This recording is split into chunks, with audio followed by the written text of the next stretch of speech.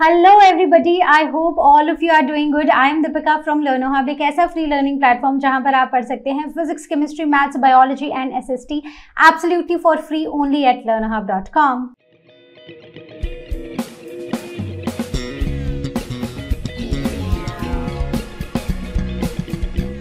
तो आज का सेशन हमारे प्रीवियस सेशन का ही कंटिन्यूएशन है, जहां पर हम चैप्टर मोशन के बचे हुए टॉपिक्स को डिस्कस करेंगे।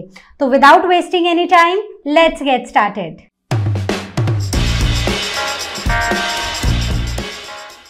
सो स्पीड एक ऐसा फिजिकल क्वांटिटी है जिससे हमें ये पता चलता है कि कोई भी ऑब्जेक्ट कितना तेज है या फिर कितना स्लो है, मतलब कितना फास्ट है या फिर कितना स्लो है। So that is what speed is, right. So speed of a moving body is defined as the distance travelled by the body in unit time. तो एक यूनिट टाइम में वो बॉडी कितना डिस्टेंस ट्रेवल कर रही है, so that is called as speed. ठीक है, तो स्पीड हम क्लास 6 में ऑलरेडी स्पीड के बारे में पढ़ चुके हैं। सो स्पीड का फॉर्मूला क्या है? Distance upon time. ठीक है, तो इसको हम स्पीड को वहां पर v लिख रहे थे। So v is equal to d upon t। So this is the formula, right. तो अब इसका SI यूनिट वो भी हम पढ़ चुके हैं, that is metre per second.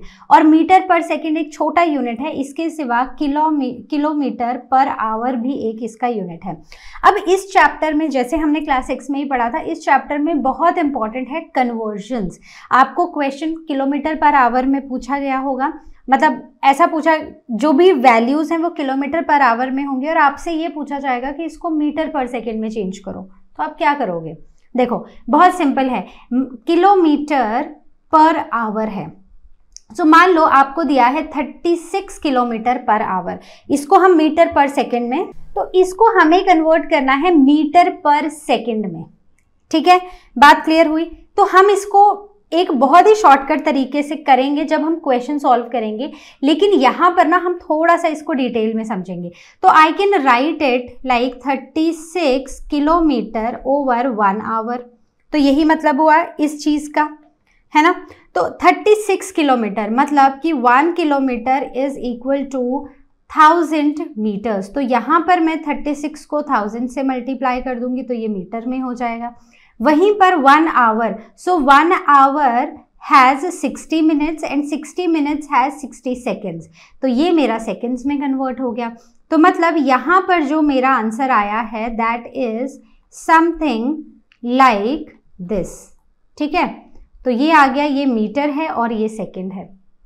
ठीक है, तो वैसे तो आप इसको इजी कैंसिलेशन कर सकते हो, लेकिन हमें क्योंकि ट्रिक बनाना है तो हम यहाँ पर इजी कैंसिलेशन नहीं करके हम यहाँ पर 0 से 0 कैंसिल करेंगे। Then 2 5s are 10 and 2 18s are 36, right. तो मतलब 36 को अगर आप 5/18 से मल्टीप्लाई करोगे तो आपका आंसर मीटर पर सेकेंड में आ जाएगा। ठीक है, बात क्लियर हुई। तो अब आपको कोई भी वैल्यू दी हो, ठीक है, मान लो आपको दिया है से 25, ठीक है, 25 किलोमीटर पर आवर है, आपको इसको मीटर पर सेकेंड में कन्वर्ट करना है। तो आप क्या करोगे? आप सिंपली 25 को मल्टीप्लाई कर दोगे 5/18 से, और ये जो आपका आंसर है, this answer will be in metre per second. ठीक है, क्लियर है, इतनी बात समझ आ गई। अब मान लो आपको कोई वैल्यू मीटर पर सेकंड में दी है और अब आपको बोला है इसको किलोमीटर पर आवर में करो, तो क्या करोगे? तो कुछ नहीं करना है, तो सिंपली 5/18 नहीं 18/5 से मल्टीप्लाई कर देना है। ठीक है, तो अब जब हम क्वेश्चंस करेंगे तो हम इनको और डीपली मतलब अप्लाई करेंगे तो आपको और अच्छे से समझ आएगा। So let us now take up 2 types of motions that are very important over here. The first one is the uniform motion, मतलब एक जैसा मोशन। ठीक है, तो एक एग्जाम्पल के साथ समझते हैं। So let us take an example of this car. ठीक है, so this car it is at position A, this is position B, this is position C and this is position D। ठीक है, तो A position is basically 0 position. ठीक है, तो यहाँ पर बेसिकली 0 किलोमीटर है। तो 9 बजे ये कार जो थी ये A पोजिशन पर थी विच इज 0 किलोमीटर। ठीक है, 1 घंटे बाद आफ्टर 1 आवर, तो ये कितना डिस्टेंस, कितना टाइम निकल गया यहाँ पर 1 आवर। तो 1 घंटे बाद मतलब 10 बजे अब ये कार बी पोजीशन पर पहुंच गई और इसने कितना डिस्टेंस ट्रेवल किया, 30 किलोमीटर्स। ठीक है, उसके बाद 1 घंटे बाद और कितना टाइम हो गया, 1 आवर। तो ये बी से सी पोजीशन पर पहुंच गई और इसने फिर से कितना डिस्टेंस ट्रैवल किया, अगेन 30 किलोमीटर्स। ऐसे ही अब ये सी से डी में पहुंच गई इन 1 आवर और कितना डिस्टेंस कवर किया, 30 किलोमीटर्स। ठीक है, तो मतलब कि अगर हम इस कार को देखें तो ये कार हर 1 घंटे में 30-30 किलोमीटर चल रही है। ठीक है, तो अगर मैं इस ए से बी की स्पीड निकालूं, ठीक है, ए और बी के बीच में जो कार की स्पीड रही होगी, that is speed is equal to distance upon time. तो डिस्टेंस कितना हुआ, 30 किलोमीटर और टाइम कितना है, 1 आवर। तो मतलब 30 किलोमीटर पर आवर रहा है। वहीं पर अगर मैं बी से सी के बीच की स्पीड निकालूं, so again it is distance upon time. So distance is 30 and again the time is 1 hour. ठीक है, so again it is 30 kilometre per hour. वहीं पर सी से डी में अगर मैं जाऊं और मैं स्पीड निकालूं, so it is again going to be D by T, that is 30। ठीक है, सो सी से वो डी में गई तो 30 किलोमीटर्स डिस्टेंस ट्रेवल किया 1 आवर में। So again this is 30 kilometre per our. ठीक है, तो आप क्या देख रहे हो कि स्पीड इसकी कांस्टेंट रही है जब तक वो ए से डी पर नहीं पहुंच गई है। हर घंटे में उसने 30 किलोमीटर ट्रैवल किया है इन 1 आवर। ठीक है, so this type of motion where a moving body travels equal distance in equal intervals of time. तो ऐसे मोशन को हम बुलाते हैं uniform motion. Is that clear? तो इसे क्या बुलाएंगे, यूनिफॉर्म मोशन। ओके, अब हम चलते हैं दूसरे कॉन्सेप्ट पे, that is non uniform motion. तो एक ऐसा मोशन जिसमें टाइम और डिस्टेंस जो है वो सेम नहीं रहेगा एट एवरी इंटरवल। ठीक है, तो अब जैसे मान लो this is position A, this is position B, this is C and this is D. तो अगेन हम सेम ही फॉर्मूला यूज करेंगे। तो speed between A and B, तो ये कितने आवर्स हैं, सो दिस इज 1 आवर। ठीक है, again this is 1 hour and this is again 1 hour. ठीक है, तो जब ए से बी में गई, ठीक है, जब कार ए से पॉइंट ए से, ए इज एट 0 किलोमीटर्स, जब पॉइंट ए से कार पॉइंट बी पर गई तो डिस्टेंस कितना ट्रैवल किया, 4 किलोमीटर। ठीक है, दिया हुआ है हमें, और क्योंकि 9 AM से अब ये 10 AM है तो ऑफकोर्स इट इज 1 आवर। ठीक है, so 4 kilometres and 1 hour, so it is equal to 4 kilometre per hour. Correct. वहीं पर अब हम स्पीड निकालेंगे नेक्स्ट इंटरवल की, that is B to C. तो जब बी से सी में गई तो डिस्टेंस 8 किलोमीटर ट्रैवल किया, right. So 8 kilometre and time जो था दैट इज 1 आवर। तो कितना हो गया, 8 किलोमीटर पर आवर। करेक्ट। अब स्पीड निकालेंगे लास्ट पार्ट की, ठीक है। सो लास्ट में है सी डी। तो जब सी से डी में गई तो डिस्टेंस कितना ट्रैवल किया, 3 किलोमीटर, और टाइम कितना रहा था, 1 hour. So this is 3 kilometre per hour. So this is basically this is not uniform but this is non-uniform motion. ठीक है, जहां पर टाइम बराबर है लेकिन जितना डिस्टेंस ट्रैवल किया है वो अलग है, स्पीड जो है वो अलग है. So this type of motion when a moving body travels unequal distances in equal intervals of time, तो उसे हम बुलाते हैं नॉन यूनिफॉर्म मोशन. जब टाइम और डिस्टेंस इक्वल हो, ठीक है, तब क्या बुलाएंगे, तब बुलाएंगे हम इसको यूनिफॉर्म मोशन. जब अनइक्वल डिस्टेंसेस हो, डिस्टेंस अलग अलग हो लेकिन टाइम सेम हो, जैसे यहाँ पर 1 घंटे में 4 किलोमीटर था, यहाँ पर 1 घंटे में 8 किलोमीटर था, यहाँ पर 1 घंटे में सिर्फ 3 किलोमीटर था. सो this type of motion is non uniform motion. तो आपको डिफरेंस समझ आ गया यूनिफॉर्म और नॉन यूनिफॉर्म मोशन में. ओके, तो चलो आगे बढ़ते हैं. तो हमने स्पीड पढ़ लिया। अब हम आते हैं एवरेज स्पीड पे। तो एवरेज स्पीड क्या होता है, तो एक एग्जाम्पल से ही समझते हैं, इसी कार के एग्जाम्पल से। तो ये जो कार है ना, ये कितने घंटे चली बताओ, तो ये 9 बजे चली थी, 12 बजे ये रुक गई, तो मतलब कितना टाइम इसने ट्रैवल किया। सो टाइम इज 3 आवर्स, ठीक है। अब डिस्टेंस की अगर हम बात करें, सो डिस्टेंस कितना है, डिस्टेंस है 4 + 8 + 3, तो पहले 1 घंटे में 4 किलोमीटर चली, दूसरे में 8 चली और तीसरे में 3 चली, तो टोटल कितना हो गया 15 किलोमीटर्स, ठीक है। तो what is the average speed now, तो average speed is basically, so I will write over here, average speed is equal to the total distance travelled over the total time. तो total distance कितना travel किया, 4 + 8 + 3, right, और total time कितना था 1 our + 1 our + 1 hour, ठीक है। तो कितना हो गया 15/3, सो that is 5 kilometre per hour. So this is the average speed. Is that correct? समझ आ गई बात? So this is the average speed of this particular car. ठीक है। सो आई होप ये आपको समझ आया है, क्योंकि एवरेज स्पीड का फॉर्मूला पता होना चाहिए, कैसे हम कैलकुलेट करते हैं वो भी पता होना चाहिए, क्योंकि ये सब हमें न्यूमेरिकल्स में पूछा जाएगा।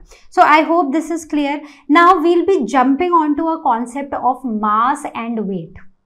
मास हमने पढ़ा है, वेट हमें थोड़ा थोड़ा पता है, क्योंकि जब भी हम बोलते हैं कि तुम्हारा वेट कितना है, तो हम वेट वर्ड यूज करते हैं। तो एक्चुअली ये जो दोनों ही टर्म्स है ना, ये अलग होती हैं। कैसे अलग होती हैं वही हम आज यहाँ पढ़ेंगे, ठीक है। चलो शुरू करते हैं। So what is the difference between mass and weight. Mass क्या होता है, क्लास 6 में पढ़ा है कि जितना भी मैटर एक बॉडी के अंदर है, that is mass. So mass is basically the quantity of matter contained in the body, ठीक है। What is weight? तो वेट क्या है, क्या ये मास है? वेट जो है वो मास नहीं है, बट वेट क्या है, वेट एक फोर्स है, force with which earth attracts a body. एक ऐसी फोर्स है वेट एक ऐसी फोर्स है वो फोर्स जिसके ऊपर अर्थ एक्ट करती है, मतलब जिस फोर्स से अर्थ एक ऑब्जेक्ट को अट्रैक्ट करती है। तो मान लो ये एक इरेजर है, ठीक है। अब इस इरेजर का मास वही होगा जो इसके अंदर मैटर है, लेकिन इसका वेट क्या होगा, वेट वो फोर्स है जिस फोर्स से अर्थ इस पर्टिकुलर ऑब्जेक्ट को या इस इरेजर को अपनी तरफ अट्रैक्ट कर रही है। So basically weight is the matter contained in the body, mass is the matter contained in the body, but weight is the force with which earth attracts the body, ठीक है। तो मास को हम स्मॉल m या capital M से denote करते हैं और वेट को हम W से डिनोट करते हैं, ठीक है। तो याद रखना वेट जो है वो एक फोर्स है, राइट। तो इसका SI यूनिट तो किलोग्राम है, क्योंकि मास का यूनिट क्या होता है किलोग्राम, और अगर छोटा ही चाहिए तो ग्राम्स ले लो, ठीक है। तो यही होता है, किलो मतलब 1000, ठीक है। तो 1 kilogram is equal to how many grams, 1000 grams, ठीक है। ये छोटी छोटी कन्वर्जन्स हैं, ये रिकॉल करते रहना है जैसे जैसे चैप्टर पढ़ेंगे। वहीं पर अगर हम बात करें वेट की, तो वेट का यूनिट क्या होगा, फोर्स है, तो फोर्स का यूनिट क्या है, newton. So this newton and capital N will denote the weight, ठीक है, इट इज वेट। तो इसका एक और यूनिट है, दैट इज किलोग्राम फोर्स। तो kilogram is basically the mass and force is the force that is attracting this mass, right. तो इस मास के ऊपर से 1 किलोग्राम मास के ऊपर कितनी फोर्स एक्ट कर रही है, that is called as weight. So 1 kgf is equal to 10 newton, याद रखना है, ठीक है। ये तो हम रफली 10 न्यूटन लेते हैं, but actually it is 9.8 Newton, ठीक है। 10 न्यूटन जो है ये हमारी अप्रॉक्स वैल्यू है, ये यूजुअली हम छोटी क्लासेस में यूज करते हैं, और तब यूज करते हैं जब हमें कोई कन्वर्जन्स करनी होती हैं, ठीक है। कन्वर्जन करनी है या सिंप्लीफाई करना है अपने आंसर्स को, तो हम 10 यूज करते हैं। Is that clear? So SI unit of weight is newton. Is that clear? Okay, आगे है, अगर हम मास की बात करें, मास क्या है कि एक ऑब्जेक्ट में कितना मैटर है। तो ये मास जो है ये कांस्टेंट रहेगा, चाहे हम कहीं भी चले जाएं, mass will remain the constant and it does not change by changing the place.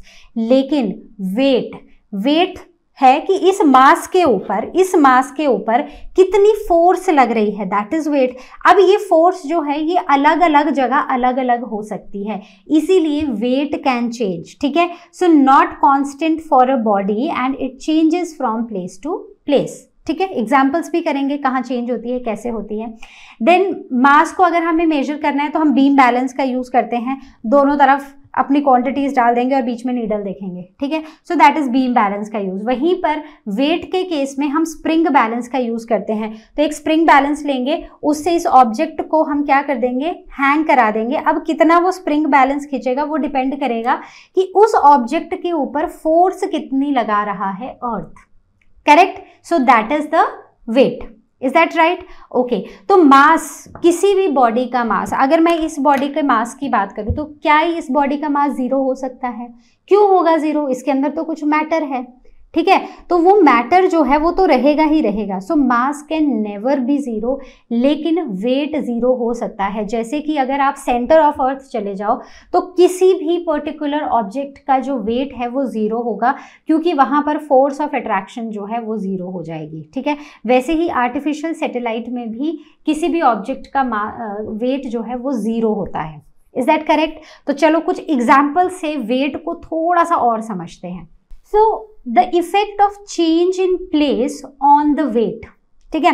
तो वेट और मास में क्या फर्क आता है जब हम जगह बदल देते हैं? तो एक बात तो हमें बहुत क्लियर है कि मास में तो कोई चेंज नहीं आएगा, क्योंकि mass is basically the quantity of matter contained in a body, ठीक है। तो मास तो कांस्टेंट रहेगा। तो पहली चीज क्या है कि मास विल रिमेन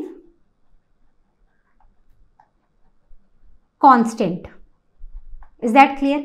अब क्वेश्चन है कि वेट को क्या होने वाला है भाई।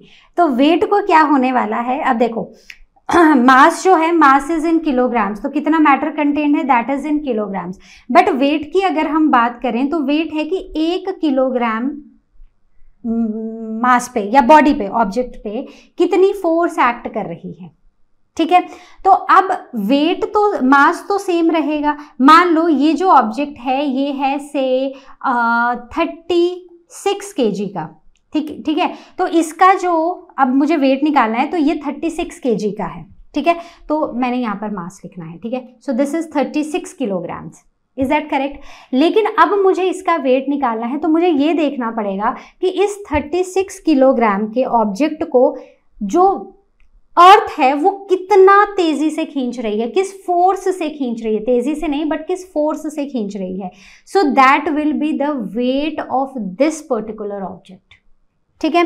अब अगर हम अर्थ पे हैं, ठीक है, तो अर्थ पे वेट जो है ना, अब आप यहाँ पर हो, आप ऑस्ट्रेलिया चले जाओ, आप न्यूजीलैंड चले जाओ, आप यूएस चले जाओ, आपका जो वेट है ना वो सेम रहेगा, ठीक है। क्योंकि हर जगह ही अर्थ जो है सारे के सारे ऑब्जेक्ट मतलब हमें एक ही फोर्स से खींच रही है, सो वेट विल सेम। लेकिन वहीं पर अगर आप अब चले जाओ मून पे और आप हो 36 kg के, तो अब क्या होगा, यहाँ पर मून के केस में जो फोर्स ऑफ अट्रैक्शन है मून की, that is 1/6 the force of attraction on earth. तो इसका मतलब है जो वेट है मून पे that will be equal to 36 into 1/6। तो वहां पर आप सिर्फ और सिर्फ 6 किलो के समझ आओगे, ठीक है। तो मतलब कि आपका वेट अगर अर्थ पे से 36 kgs है, तो जब आप मून पे जाओगे तो आपका वेट कितना रह जाएगा, सिर्फ 6 kgs। क्यों? क्योंकि जो फोर्स ऑफ अट्रैक्शन है मून की किसी भी ऑब्जेक्ट पे वो कम है। कम होने की वजह से उस पर्टिकुलर ऑब्जेक्ट का वेट भी कम हो जाता है। Is that clear? तो समझ आ गई, mass can never be zero but weight can be zero. तो मान लो ये एक ऑब्जेक्ट है जिसका मास 36 kgs है। अब डिपेंड करेगा कितनी फोर्स ऑफ अट्रैक्शन लगा रहा है कोई भी हेवनली बॉडी, अर्थ, मून या से जुपिटर, मार्स, जहां भी आपको जाना है वहां जाके वो पर्टिकुलर हेवनली बॉडी कितना आप पे फोर्स लगा रही है, कितने फोर्स से आपको अपनी तरफ अट्रैक्ट कर रही है, वो होगा वेट। ठीक है, हो सकता है जब आप सेंटर ऑफ द अर्थ, आपने देखा है एस्ट्रोनॉट्स जो हैं वो फ्लाई करते हैं स्पेस में, क्यों करते हैं? क्योंकि वहां पर फोर्स ऑफ ग्रेविटी जीरो होती है, तो वहां पर उनका वेट भी कितना हो जाता है? जीरो। तो मान लो अभी मैंने बोला 36 kg आपका वेट है, आप चले गए स्पेस में, ठीक है, आप बैठ के अब तो हम स्पेस घूम के आएंगे जरा 1-2 साल, तो आप चले गए, लेकिन वहां पर क्या है कि जो फोर्स ऑफ ग्रेविटी है, जो फोर्स ऑफ अट्रैक्शन है, दैट इज जीरो। तो आपका 36 × 0 मतलब जीरो, तो आपका वेट कितना हो जाएगा? जीरो हो जाएगा। Is that clear? तो समझ आ गया? किसी को कोई भी डाउट हो इस पोर्शन में, please ask it on ask question section. This is super duper important, this is super duper critical. ये वो बेसिक है जो अभी हम समझ रहे हैं, जैसे जैसे हम हायर क्लासेस में जाते जाएंगे इनमें कॉन्सेप्ट्स ऐड होते जाएंगे, लेकिन अगर आपको यहाँ पर समझ आ गया है तो आगे आपको ईजी ही रहेगा। Is that clear? तो चलो आगे बढ़ते हैं। So now it is the time to solve lots and lots of questions। ठीक है, तो न्यूमेरिकल्स करेंगे, जितने मैं कराऊंगी वो तो आप करोगे ही, साथ में जो मैं नहीं कराऊंगी और आपकी बुक में है वो भी आप करोगे। कोई समझ नहीं आएगा, please ask it on ask question section. So the first question is, a train travels a distance of 300 kilometers with average speed is 60 km/h. How much time does it take to cover the distance? तो what is given to us? सबसे पहले what is given? So given is total distance traveled. कितना दिया है? total distance traveled? It is 300 kilometre. ठीक है, अब हमारे पास टोटल टाइम तो है नहीं, टोटल टाइम टेकन तो हमें निकालना है। हमें क्या दी है? Average speed. ठीक है, कितनी है? 60 km/h, राइट। तो हम क्या करेंगे, यहां पर एवरेज स्पीड का फॉर्मूला लगाएंगे। So it will be total distance travelled over total time taken। ठीक है, so total distance travelled is 300 kilometre and total time तो हमें पता नहीं है, so we will take this side. तो यहां पर total time taken will be equal to the total distance traveled over the average speed. So what is the average speed? It is 60 km/h। ठीक है, तो कितना हो जाएगा? करो इसको cancel, 6 5 = 30, so it will B 5, और किलोमीटर से किलोमीटर कैंसिल, और हमारे पास क्या आ गया? आवर। सो टोटल टाइम जो लगा है इसको ट्रैवल करने में, दैट इज 5 आवर। था ना एक सिंपल सा क्वेश्चन। तो यहाँ पर सबसे पहली चीज़ जो क्या करना है, हमें ये देख लेना है कि हमें दिया क्या क्या है। हमने गिवन लिख लिया, उसके बाद हम ये चेक करेंगे कि जो हमारे यूनिट्स हैं वो किस में है, मतलब क्या वो सेम यूनिट्स है, जैसे किलोमीटर और आवर ही है, या फिर से मीटर या सेकंड ही है, और हमसे आंसर किस में पूछा है। तो जैसे यहाँ पर हमें कुछ भी स्पेसिफाइड नहीं था, हमें किलोमीटर और आवर में हमारे पास वैल्यूज़ थी, हमें सिर्फ ये पूछा था कि टाइम निकाल दो। ठीक है, तो अब टाइम हमें ऐसा नहीं बोला था कि km/h में निकालो या मीटर/सेकंड में निकालो, तो सिंपली हमने सिंपल फॉर्मूला यूज करके हमने आंसर निकाल दिया। ठीक है, so this is the simplest type of a question that can be asked. आगे बढ़ते हैं, कुछ और क्वेश्चंस को प्रैक्टिस करते हैं। So let us take up next question. So the question is, a boy walks first a distance of 0.5 km in 10 minutes, next 1 km in 20 minutes and last 1.5 km in 30 minutes। ठीक है, is this motion uniform? Find the average speed of the boy in metre per second. तो देखो हमें सब कुछ kilometre और minutes में दिया हुआ है, लेकिन आंसर जो फाइनली एवरेज स्पीड पूछी है वो मीटर/सेकंड में पूछी है, तो मतलब लास्ट में हमें कन्वर्जन करना पड़ेगा। ठीक है, तो हम क्या करेंगे, सबसे पहले हम अपने फर्स्ट स्लॉट का, मतलब हम जो इसका फर्स्ट स्टेप जो था, ठीक है, तो हम इसका फर्स्ट स्टेप लिख देते हैं। ठीक है, तो फर्स्ट में इसका डिस्टेंस जो रहा है, so distance is equal to 0.5 kilometre और जो टाइम था, सो टाइम इज 10 मिनट्स। ठीक है, तो हमारे पास स्पीड कितनी आ गई, स्पीड आ गई distance upon time, that is 0.5 upon 10, तो कितना हो गया 0.05 किलोमीटर पर मिनट। ठीक है, अब दूसरा आ गया, स्टेप 2 में आ गया हमारे पास सेकेंड इंटरवल का स्पीड निकालना है। सो अगेन हमें स्पीड ही निकालनी है, तो speed is equal to distance. तो डिस्टेंस कितना है 1 किलोमीटर, तो यहाँ पर मैंने लिख दिया 1 किलोमीटर और टाइम है अब मेरे पास 20 मिनट्स। तो कितना हो गया, क्या आंसर आएगा 0.05 किलोमीटर पर मिनट। तो इसको आपने सिंपली सॉल्व ही करना है। ठीक है, the next is now step 3 में हम स्पीड निकालेंगे, next speed. So next speed is, कितना डिस्टेंस है 1.5 किलोमीटर, कितना टाइम है 30 मिनट्स। तो निकालो कितनी स्पीड आएगी, तो it is going to be, so I am solving, you also solve it. ठीक है, ओके, तो it is going to be 0.05 kilometre per minute. क्या आपकी भी यही आई है स्पीड, जल्दी से बताओ।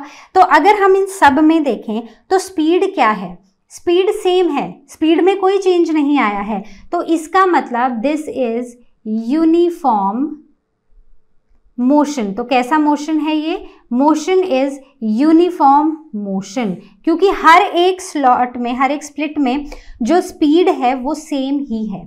Is that correct. अब हमें पूछा है कि हमें एवरेज स्पीड निकालनी है इन मीटर पर सेकेंड। ठीक है, सिंपल है। तो हमारे पास जो स्पीड आई है, तो हर एक केस में हमारे पास स्पीड आई है 0.05 किलोमीटर पर मिनट। ठीक है, तो इसका मतलब है 5/100 किलोमीटर पर मिनट। ठीक है, तो किलोमीटर को हमें चाहिए मीटर पर सेकंड में आंसर।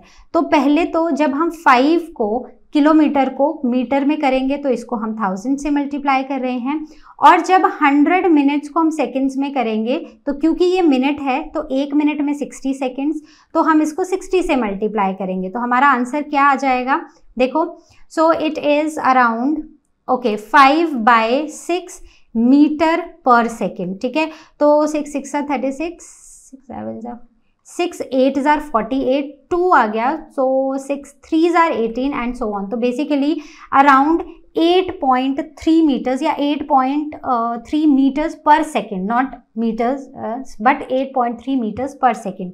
तो हमारी जो एवरेज स्पीड है वो कितनी आई है 0.83 मीटर पर सेकेंड। ठीक है, तो समझ आ गया। पहले तो हमसे पूछा था क्या ये यूनिफॉर्म है या नॉन यूनिफॉर्म है, तो हमने हर एक स्प्लिट का हमने स्पीड निकाल लिया। तो हमने देखा कि स्पीड तो सब में सेम है, मतलब मोशन कैसा है, यूनिफॉर्म है। अब हमें बोला एवरेज स्पीड निकालो, तो अब जब सबकी स्पीड एक ही है तो हमने क्या किया, एक स्पीड उठाई और उसको हमने मीटर पर सेकंड में कन्वर्ट कर दिया और हमारे पास हमारा आंसर आ गया। तो क्या आपको ये चीज़ समझ आई? सिंपल थी। प्रैक्टिस करना, कोई भी ऐसा स्टेप है जो आपको समझ नहीं आया है, यहीं पर स्क्रीनशॉट लेके उसको हाईलाइट करके मुझे आस्क क्वेश्चन सेक्शन में भेजना। भेजोगे ना? ओके, चलो नेक्स्ट क्वेश्चन देखते हैं। So next question is, a boy walks from his home to post office at a distance of 0.5 kilometre. मतलब उसके घर से लेकर पोस्ट ऑफिस तक का जो डिस्टेंस है वो कितना है? So this distance is 0.5 kilometre, मतलब आधा किलोमीटर। मतलब कि जो हमारे पास डिस्टेंस है दैट इज 500 मीटर्स। ठीक है, तो यही मतलब हुआ। इसको अगर आप सॉल्व कर लो तो 0.5 किलोमीटर को अगर मैंने मीटर में कन्वर्ट करना है तो मैं इसको 1000 से मल्टीप्लाई कर दूंगी तो ये मीटर हो जाएगा। सो 5/10 मल्टीप्लाइड बाय 1000, सो कितना आ जाएगा मेरे पास? मेरे पास आ जाएगा 500 मीटर्स। सिंपल है। ठीक है, तो उसने बोला कि वो बच्चा घर से निकला और पोस्ट ऑफिस गया, तो जाती बार उसने 20 मिनट्स लिए। ठीक है।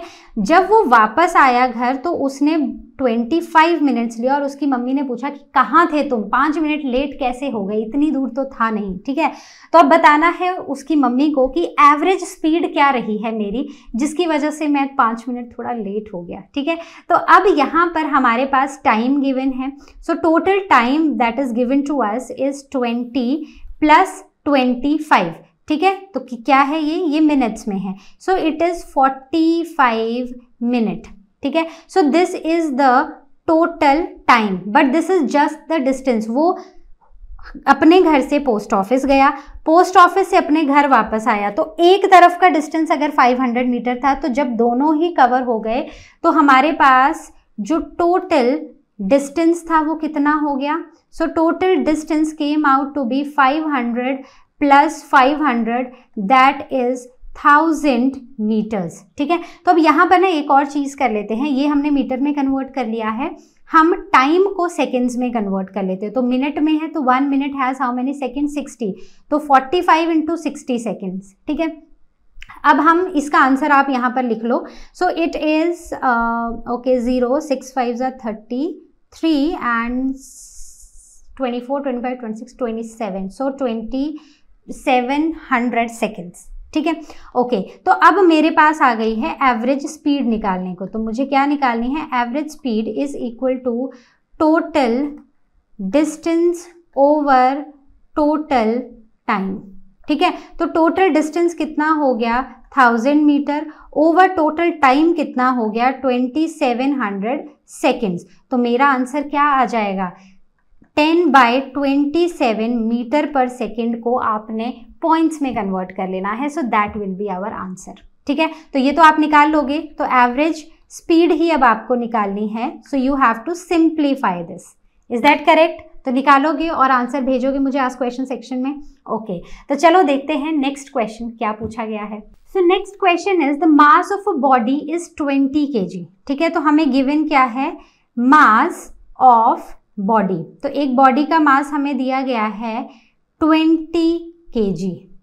ठीक है, अब हमें लेना है taking the pull of gravity of on mass 1 kg equal to 10 Newton.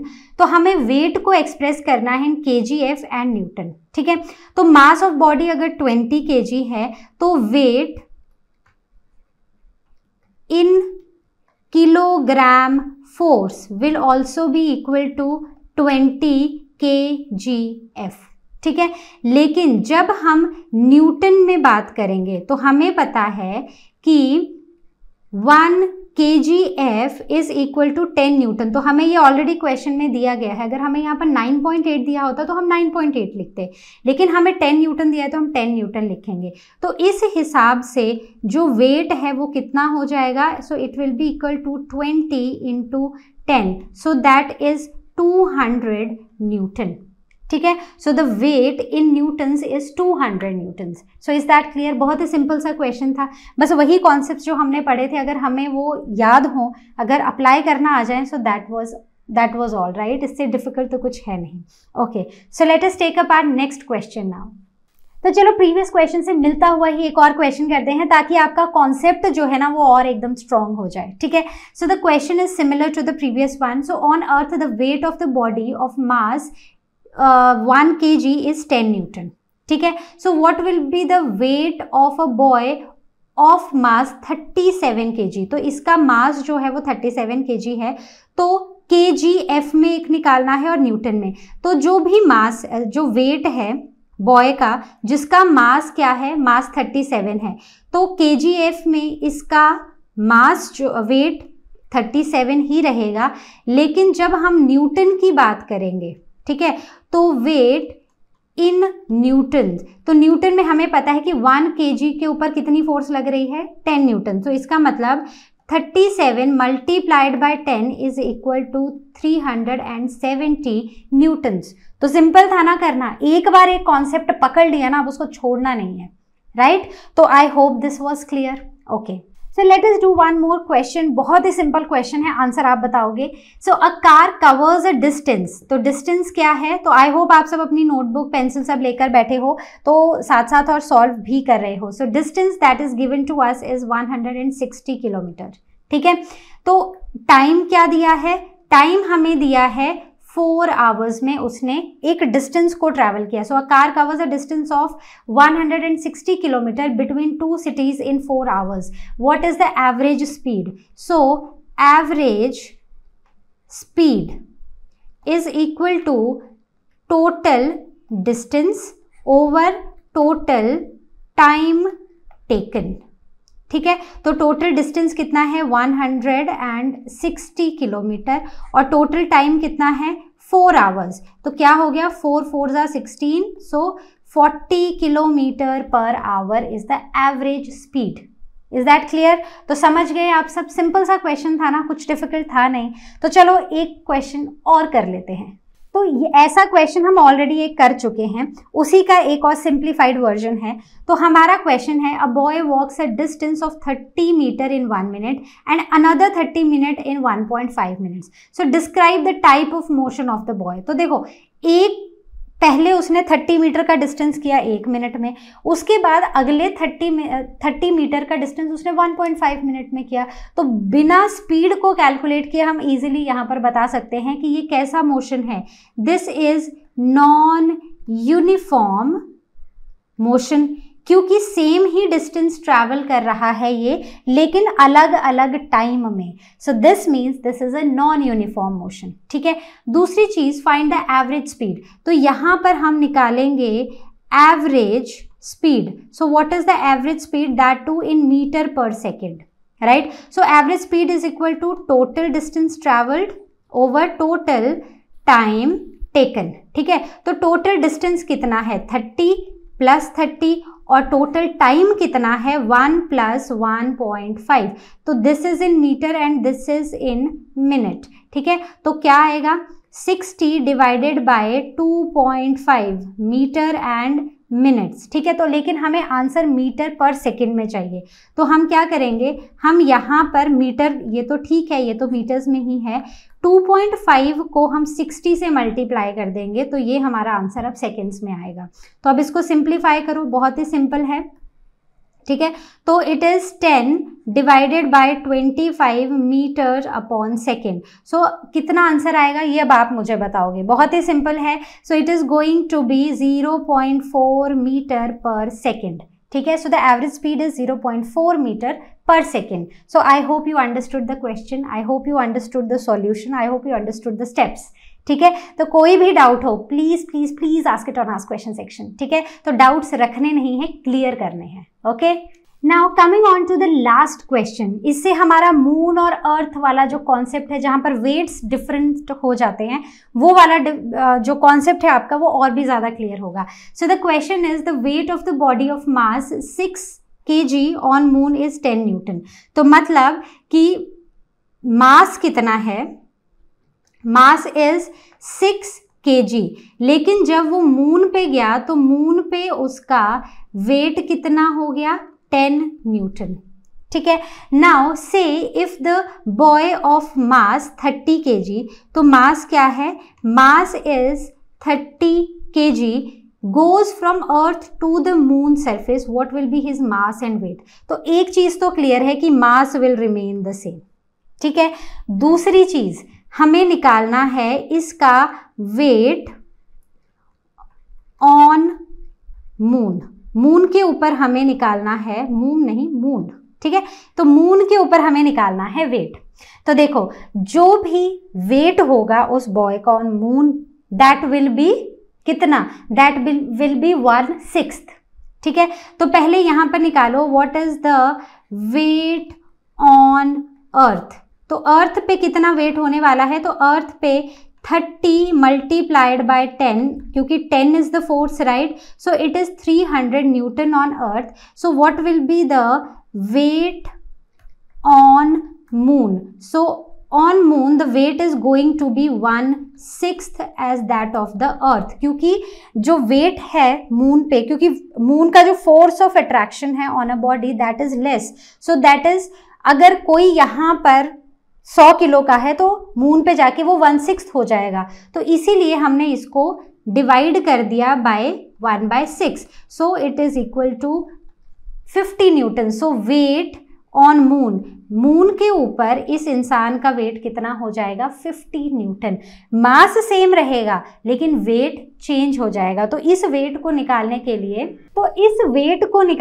लिए हमें पहले वेट ऑन अर्थ निकालेंगे, उसके बाद वेट ऑन मून निकालेंगे। तो मतलब जो अर्थ पे वेट आएगा उसका 1/6 वेट हमारा मून पे आएगा। So the answer over here will be 30 kg and 50 Newton. ठीक है, तो मास तो सेम रहने वाला है, सिर्फ वेट चेंज होगा।